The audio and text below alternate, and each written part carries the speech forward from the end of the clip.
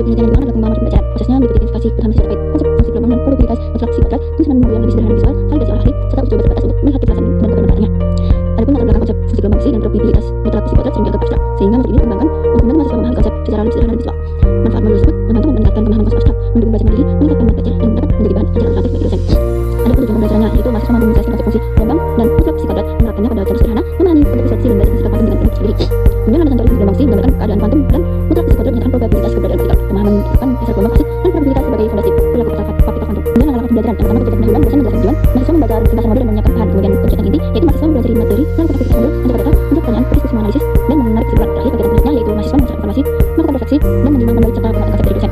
Kemudian terdapat asesmen teknik dan jenis. Tekniknya praktek kerja dan tulis dan jenisnya portofolio penilaian teman dan proyek. Keterangan singkat dari praktek kerja yaitu analisis manual grafik dan bentuk fungsi gelombang. Ujian tulisnya mengukur pemahaman konsep, dasar dan aplikasinya, portofolio, kumpulan grafik, perhitungan, dan analisis hubungan aptitude, probabilitas, dan penilaian teman yaitu nilai kerjasama dan keterangan kerja. Kemudian terakhir proyek membuat laporan dan representasi untuk fungsi gelombang, misalnya sinusoidal dan nodanya. Kemudian terdapat bahan ajar fisika dengan materi fungsi gelombang. Yang pertama, konsep dasar fungsi gelombang. Fungsi gelombang adalah suatu fungsi material matematika yang mencerminkan keadaan kuantum dari sebuah partikel. Fungsi ini tidak menggambarkan jalur atau lokasi yang pasti dari partikel, melainkan menyimpan informasi probabilistik mengenai kemungkinan keberadaan partikel tersebut. Seperti psi sama dengan psi x, t, dengan x sebagai posisi partikel, t sebagai waktu, dan psi sebagai nilai fungsi gelombang atau biasanya bilangan kompleks. Makna fungsi gelombang pada psi sendiri, tetapi pada kuadrat menulisnya sama dengan mutlak psi x, t kuadrat sama dengan psi x, t dikali psi x, t yang menyatakan dapat probabilitas partikel pada posisi x dan waktu t. Oke, selanjutnya kita pertama dari fungsi gelombang elektron, psi dari x sama dengan a dikali t pangkat minus alpha x kuadrat.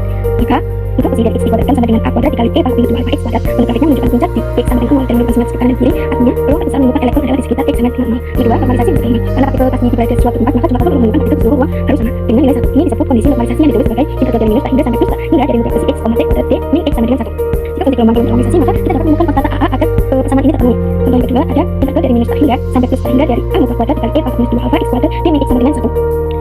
Dari tabel integral Gaussian, integral dari minus hingga sampai plus hingga dari x pangkat minus bx kuadrat d min x sama dengan akar dari pi per p. Hasil dari normalisasinya a mutlak kuadrat sama dengan akar dari 2 alpha per pi.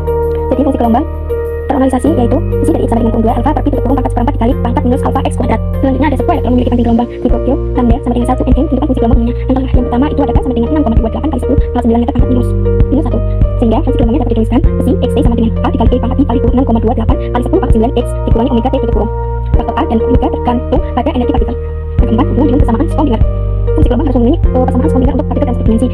Yang dirumuskan minus h kuadrat per 2m dikali turunan kedua psi terhadap x ditambah psi x sama dengan e psi x. Persamaan ini menunjukkan hubungan antara fungsi gelombang, energi dan potensial. Yang dimana jika v berubah konstanta 0, partikel bebas solusi sinusoidal.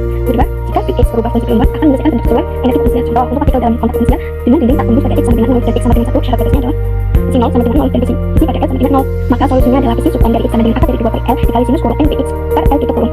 Dan energi yang diizinkan yaitu energi subtime sama dengan n kuadrat h kuadrat dibagi 8 n kuadrat.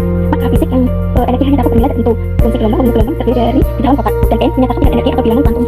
Yang kelima ada syarat-syarat fungsi gelombang yang fisik. Yang dimana fungsi gelombang dapat diterima atau mempunyai karakteristik yang harus memenuhi pertama tunggal, yang kedua kontinuitas, yang ketiga turunan pertama yang kontinu, yang keempat dapat diatur sehingga total kualitas dengan 1, yang kelima adalah terbatas. Yang keenam ada interpretasi fisik dari psi pangkat 2. Nilai psi pangkat 2 bukan sekadar angka matematis, melainkan probabilitas menemukan partikel di suatu tempat. Jika digambarkan dalam grafik bisa disebut daerah di mana psi pangkat 2 besar yang menghubungkan beberapa partikel ditemukan dan psi kecil kecuali peluang psi partikel berada di sana.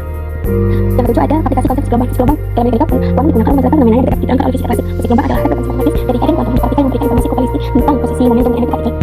Yang pertama ada spektrum atau hidrogen. Spektrum hidrogen adalah pola radiasi yang dibasarkan pada tingkat atom hidrogen berbeda dari tingkat energi yang lebih rendah. Pola ini terjadi beberapa tingkat spektral dengan panjang gelombangnya dapat dihitung menggunakan rumus Heisenberg. Yang pertama ada teori atom Dalton.